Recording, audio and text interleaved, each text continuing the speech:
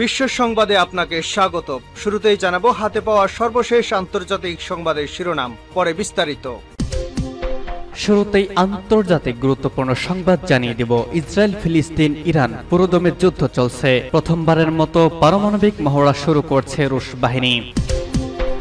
এরপর জানিয়ে দিব রাইসির মৃত্যুতে শঙ্কা জেগেছিল তৃতীয় বিশ্বযুদ্ধের। ভয়ে কাঁপন ধরে গিয়েছে মার্কিন যুক্তরাষ্ট্রের প্রেসিডেন্টের অন্তরে।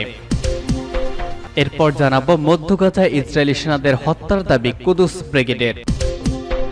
আরো জানিয়ে দিব আইসিসির গ্রেফতারি পরোয়ানা, নেতানিয়াহুর তীব্র ক্ষোভ, পাশে থাকবে কি যুক্তরাষ্ট্র? এ সম্পর্কে বিস্তারিত থাকছে প্রতিবেদনে। এবং সর্বশেষ জানিয়ে দিব তেহরানের রাইসির জানাজা সম্পূর্ণ, দাফন আগামীকাল।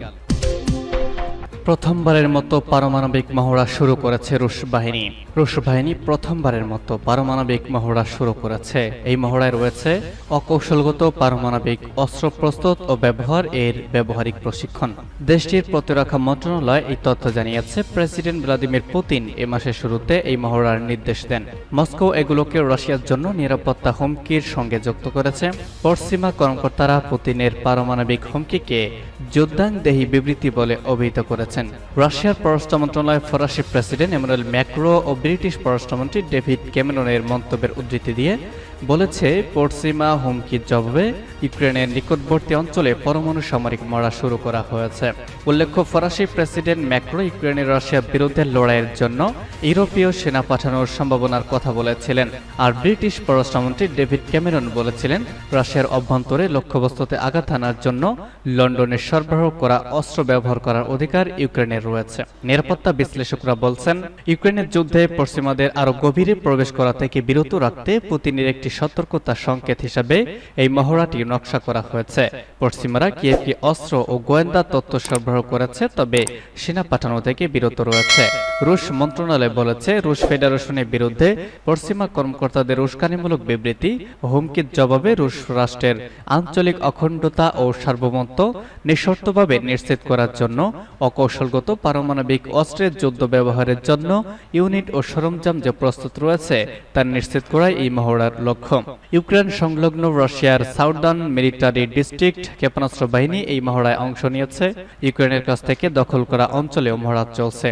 রাশিয়া গত বছর বলেছিল, বেলারুশ পারমাণবিক ক্ষেপণাস্ত্র মোতায়েন করেছে, সেই বেলারুশ মহড়ায় অংশ নেবে। কৌশলগত বা অকৌশলগত পারমাণবিক অস্ত্রগুলি পুরো শত্রু শহর নিশ্চিহ্ন করার জন্য নকশা করা, কিন্তু কৌশলগত অস্ত্রের চেয়ে অকৌশলগত অস্ত্র কম শক্তিশালী, তবুও এগুলোর বিশাল ধ্বংসাত্মক সম্ভাবনা রয়েছে। রাইসির মৃত্যুতে শঙ্কা জেগেছিল তৃতীয় বিশ্বযুদ্ধের। জীবিত ইব্রাহিম রাইসির চেয়ে মৃত ইব্রাহিম রাইসি অনেক বেশি ভয়ঙ্কর। হেলিকপ্টার দুর্ঘটনায় রাইসির মৃত্যুর পর তা হাড়ে হাড়ে উপলব্ধি করেছিল যুক্তরাষ্ট্র। মধ্যপ্রাচ্যের নিজেদের সবচেয়ে বড় শত্রু দেশের শীর্ষ নেতার মৃত্যুতে জো বাইডেনের মনে ভয় ধরে গিয়েছিল। বাইডেন প্রশাসনের কর্মকর্তারা এতটাই ভয় পেয়েছিলেন, তৃতীয় বিশ্বযুদ্ধ শুরু হয়ে যায় কিনা সেই আশঙ্কা পেয়ে বসেছিল তাদের। আজারবাইজানের সঙ্গে একটি উন্নয়ন প্রকল্পের উদ্বোধন শেষে রবিবার পূর্ব আজারবাইজান প্রদেশে বিধ্বস্ত হয় রাইসিকে বহনকারী হেলিকপ্টার। প্রকাশ না করলেও রবিবার উদ্বেগের মধ্যে কাটিয়েছেন মার্কিন কর্মকর্তারা। হেলিকপ্টার খুঁজতে যখন উদ্ধার অভিযান চলছিল, তখন আপডেটের অপেক্ষায় ছিলেন তারা। মার্কিন কর্মকর্তাদের আশঙ্কা ছিল, এই ঘটনা মধ্যপ্রাচ্যের গতিপথ বদলে দিতে পারে। পলিটিকো জানিয়েছে, 12 ঘন্টার বেশি সময় পেরিয়ে গেলেও উদ্ধারকারীরা কোনো তথ্য দিতে না পারায় মার্কিন কর্মকর্তারা পর্যবেক্ষণ করেছিলেন কে কি বলে। নাম প্রকাশ না করার শর্তে 3 জন সিনিয়র মার্কিন কর্মকর্তা বলেন, এই ঘটনার জন্য ইরান তাদের দায়ী করে কিনা তা জানার জন্য মুখিয়ে দিলেন তারা। প্রাথমিক ধারণা অনুযায়ী খারাপ আবহাওয়ার কারণেই হেলিকপ্টার বিধ্বস্ত হয়েছে। যদিও মার্কিন কর্মকর্তাদের আশঙ্কা ছিল, এর জন্য যুক্তরাষ্ট্র ইসরায়েলকে দায়ী করা হতে পারে এবং করতে পারে ইরান। একজন কর্মকর্তা এমন আশঙ্কা প্রকাশ করেছেন, কিছু সময়ের এমন মনে হয়েছিল এই ঘটনায় তৃতীয় বিশ্বযুদ্ধ শুরুর কারণ হবে। যুক্তরাষ্ট্র কতটা ভয় পেয়েছিল, সোমবার তার একটা নমুনা পাওয়া যায়। এদিন মার্কিন প্রতিরক্ষামন্ত্রী সাফ জানান, হেলিকপ্টার বিধ্বস্তের ঘটনায় যুক্তরাষ্ট্রের কোনো হাত নেই। জানা গেছে, রাইসের হেলিকপ্টার দুর্ঘটনায় পড়ায় এরপর যুক্তরাষ্ট্রের সাহায্য চেয়েছিল ইরান, কিন্তু তেহরানকে হতাশ করেছে যুক্তরাষ্ট্র। এ নিয়ে সাংবাদিকদের এক প্রশ্নের জবাবে মার্কিন পররাষ্ট্র মন্ত্রণালয়ের মুখপাত্র ম্যাথু মিলার বলেন, এ ব্যাপারে তিনি বিস্তারিত কিছু বলবেন না, তবে ইরান সরকার যুক্তরাষ্ট্রের কাছে সহায়তা চেয়েছিল বলে নিশ্চিত করেন। কয়েক সপ্তাহ আগে সিরিয়ায় ইরানি মিশনের ওপর হামলার ঘটনায় ইসরায়েলের 300-এর বেশি মিসাইল ছুড়েছিল তেহরান। তাই রাইসির মৃত্যুর ঘটনায় ইসরায়েল ও যুক্তরাষ্ট্রকে দায়ী করে ইরান হামলা চালিয়ে বসে কিনা তা নিয়ে আশঙ্কায় ছিলেন মার্কিন কর্মকর্তারা। সেক্ষেত্রে তৃতীয় বিশ্বযুদ্ধ শুরু হওয়া কেবলমাত্র সময়ের ব্যাপার ছিল। মধ্য গাজায় ইসরায়েলি সেনাদের হত্যার দাবি কুদস ব্রিগেডের। ইসলামিক জিহাদ গোষ্ঠীর সশস্ত্র শাখা আল কুদস ব্রিগেড বলেছে, তাদের যোদ্ধারা মধ্য গাজায় ভারী ক্যালিবার মোর্টার শেল দিয়ে ইসরায়েলি সৈন্যদের একটি দলের উপর বোমা হামলা করেছে। কাতার ভিত্তিক সংবাদ মাধ্যম আল জাজিরা এক প্রতিবেদনে এই তথ্য জানানো হয়েছে। প্রতিবেদনে বলা হয়েছে, আল কুদস ব্রিগেড তাদের অফিসিয়াল টেলিগ্রাম চ্যানেলে দাবি করেছে, এই হামলার পর নিহত ও আহত সেনাদের একটি হেলিকপ্টারে করে সরিয়ে নেওয়া হয়েছে। গোষ্ঠীটি আরও জানিয়েছে, তাদের যোদ্ধারা দক্ষিণ গাজার রাফা শহরের পূর্ব ও দক্ষিণ পূর্বে ইসরায়েলি সৈন্য ও কয়েকটি যানবাহনে গোলাবর্ষণ করেছে, তবে এ হামলায় কোনো হতাহত হয়েছে কিনা তা উল্লেখ করা হয়নি। নেতানিয়াহুর তীব্র ক্ষোভ, পাশে কি থাকবে যুক্তরাষ্ট্র?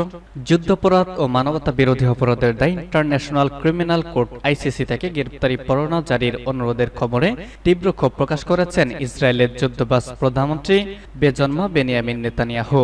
প্রধানমন্ত্রী কার্যালয় থেকে প্রকাশিত এক ভিডিওতে তিনি একে নজিরবিহীন নৈতিক অবমাননা বলে উল্লেখ করেছেন। খবর বিবিসির। নেতানিয়াহু বলেছেন, ইসরায়েল হামাসের বিরুদ্ধে ন্যায়সঙ্গত যুদ্ধ চালাচ্ছে। হামাস একটা গণহত্যাকারী সন্ত্রাসী সংগঠন এবং তারাই হলোকস্টের পরে ইহুদি জনগণের ওপর সবচেয়ে ভয়ঙ্কর হামলা চালিয়েছে। আইসিসি বা আন্তর্জাতিক অপরাধ আদালতের প্রধান কৌশলী করিম খানকে আধুনিক যুগের অন্যতম বড় ইহুদি বিদ্বেষ বলে উল্লেখ করেছেন নেতানিয়াহু।